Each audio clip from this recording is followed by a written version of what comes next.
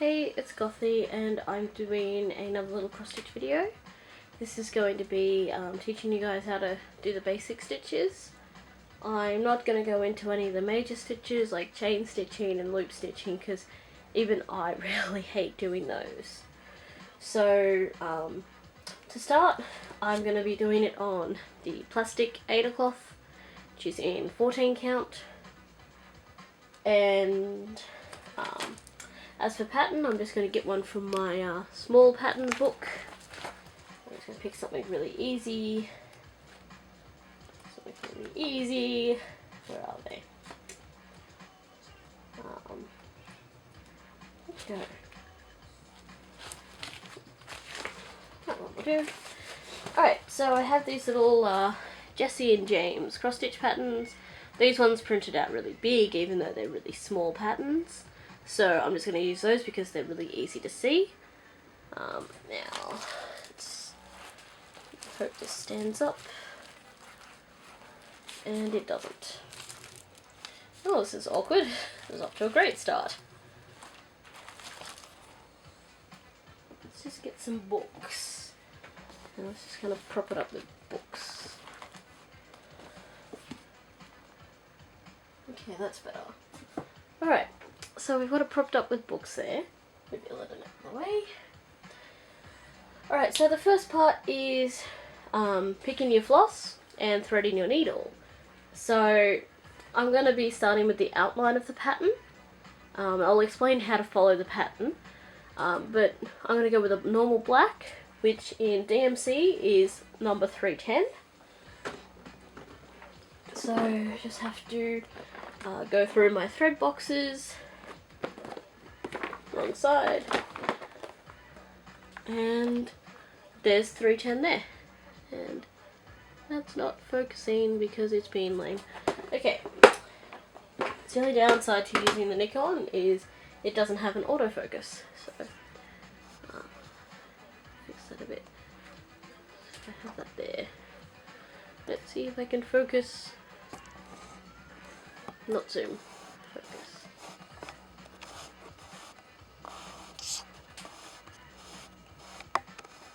Nope, no focus. Okay. And this is going to be a little awkward. Anyway, so you pull a little bit off, and these are only fairly small patterns, so I don't need a huge lot. And you just unwind a little. That will do. I put that through back there. Where are my scissors? I bet they're underneath this, aren't they? Yep, they're underneath everything that I just set up. And there goes my textile. Okay, so just cut. Now, your floss comes with 6 individual strands. It's going to be really hard to show because this camera's not focusing, but you can separate them. Jesus Christ, that is horrible. I don't want to do that. I want to focus. Come on, focus. It's about as focused as I can get. Anyway. So there are 6 little strands, and oh, that works a bit better, but yeah. So there are 6 strands. Now you separate 2 for cross stitch and 1 for back stitch is usually the normal. So separate that. Now taking the 2 strands, God, this is really a pain in the ass. I need to get a better thing. Yes. Okay, so you get 2 strands, and you've got to get a needle. I keep my needles in this little case here. They're all cross-stitching needles, so, well, mostly cross-stitching needles. Get one out. Now what I have, which is really handy, is a little cross-stitching magnet, and I got this with a magazine, and it just holds my needle for me. So, it's really easy. Now, God, this is frustrating. You can't see that at all, but there is a little eye in the needle. Oh, it's sort of visible. At a cross-stitch needle, it's a lot bigger.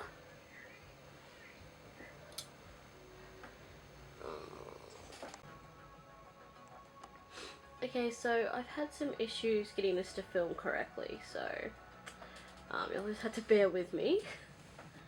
Okay, so your floss has 6 strands, and it's not very clear, but they're there. And you separate 2 for cross stitch and 3 for back stitch. So I've got 2 here, and they're threaded onto the needle, and they're not, like, that's the end there, which is probably just over halfway down. And then right down the bottom, I've tied a little double knot. That's to stop it from coming all the way through. So, plastic canvas here, and you come up, and I'm going to do it really big so that you can see, but you go over to a diagonal and come through, and that's the first part of your cross. And then you would come, let's work this out, up through the bottom, and then up through the top. And that is a cross. Now on the actual Aida, it is much smaller than that.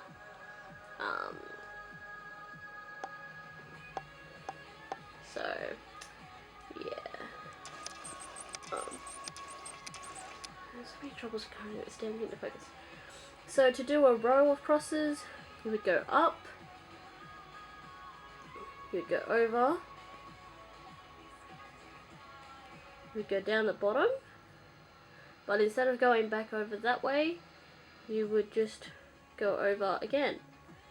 And these are probably not going to be even, but that's because I'm going over a lot more boxes than I would. And then you just go back over to the top of the other one, come down through, and down the bottom again, up, and over. So it's pretty easy to do.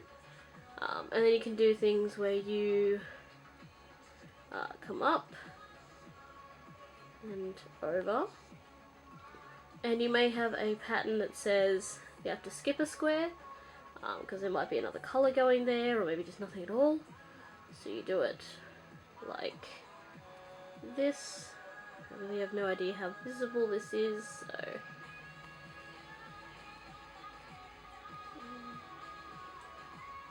go over and over.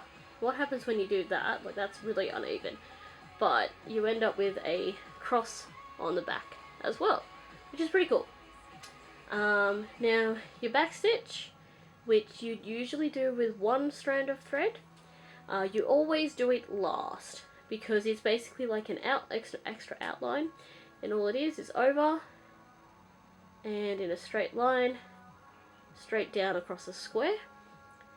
I usually then go back and up like that, and that's how I do my back stitch. So now I'm just going to unpick all that because yeah, so if you make a mistake, to unpick you just pull the thread off the needle and you pull the thread back through. When you're starting off, if you try to go for an overcomplicated project, you're probably going to have to unstitch a heap of it. It's often called frogging as well. I don't know why it's called frogging, but it is. Yes, so that comes out, and that comes out. Okay, and now I can just rethread my needle. I usually keep a little sponge with some water on it nearby, so I can wet the thread just to make it a little bit easier to rethread into the needle. Okay, so to follow a pattern, each of these squares represents a cross. So to do the cross, you would come up in this corner, over to that corner, up back through here, and down through there, and that would be that 1 square. So this is going to be difficult because, yes. So starting, I usually start down the bottom, but I'm going to start up the top because that's the easier pattern for you guys to see. So there's 1, 2, 3, 4, 5 little squares. So I cross stitch this properly, and it's not super visible. I really need to get a better lens for this, better camera in general. But 1, 2, oops, get stuck. Sometimes it gets stuck on the corner. If you're working with normal Aida cloth, the tip is to put some masking tape around the edges so the edges don't fray. So now what we have is 5 little stitches. Are you going to cooperate and focus on that? No, you're not. God, I hate this camera sometimes. So there, so you've got 5 little bits there. Now, come back through. Let's move the camera down a bit actually. Sorry about all the adjustments, it's a bit of a learning curve here. So I'm just going to move the magnet out of the way, but now we go back over. 1 and 2. I usually stitch faster than this, but I've got my arm stretched out a fair bit to try and make this as visible as possible. So the problem with getting the thread stuck on the corners here happens quite a bit with the plastic Aida, but in hindsight it's such a small thing it doesn't really matter. So yeah, so there's 5 little stitches, and on the back, the back looks fairly neat. There's a little knot there. I'm not too sure why that's not cooperating there, but anyway, yes, so we have 5. Now we've got to go down in the pattern for, damn, we can't see the pattern now. Anyway, so we've got to go down 1 and 2. Just gonna, oops, wrong way. So, yep, on the pattern, 1, then down, and then a row of 2. So, to do that, zoom back in. There we go.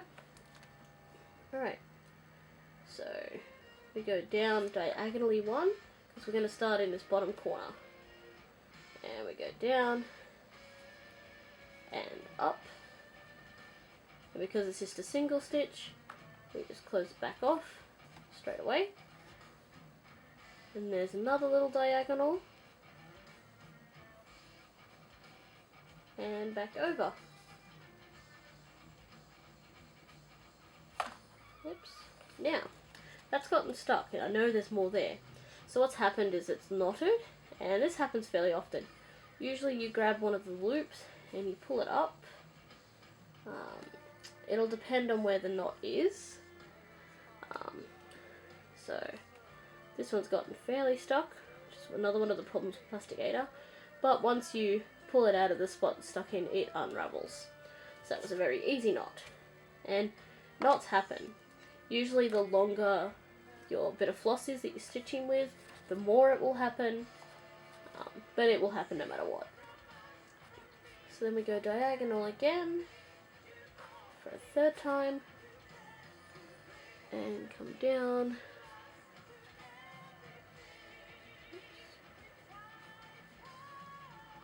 And then down. So on the pattern there's another square underneath this one, like directly underneath. So we go directly under. Now I usually stitch from the bottom up. I find it a bit more easy for me to follow a pattern that way. Most people recommend either starting from the middle and working out, or starting at the top and working down. For a beginner, I would say start from the top and work down, because working from the bottom up means you've got to skip stitches a lot more. And I'll show you why. So the next bit is we've got to go diagonal the other way and do a row of 4. Oh, sorry, a column of 4. So there's that. Now what I'm going to do is I'm going to skip down to here. And I'm going to do 1. Now, because it's a column of 4 continuously, I need to put one in this little gap here. So this is where the problem comes in, because once you go back up, that comes undone. So that's why when you stitch from the bottom up, you've got to watch where you're stitching, you've got to skip stitches, and you've got to pay really close attention to your pattern. So I find that a lot easier, but it's not for everyone. As you learn to cross stitch more, as you kind of find your preferred way to do it, it'll make more sense. So, yeah. And then we go diagonal again down from that, and there we go.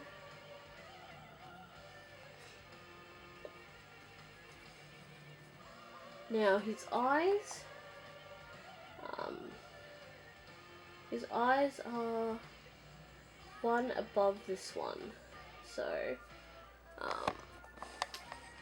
on the pattern here, so we've just done this little square here, and his eye is here, these 3 squares here. So to actually do that, well, everything is falling. So to actually do that, we have to skip and go up one. And again, you know, it's a column of 2. So because I've just done this stitch, we can't stitch directly above it yet. So I skip one up and go diagonal. And it's really just a trick of learning how to follow the pattern, which as you do more and more of these little ones, it becomes a lot easier. Everything takes practice, and cross stitch is probably one of the easiest crafts that I've ever learnt. And I find it really good to do when you just, out and about, to just sit down and work on a little project. Okay, so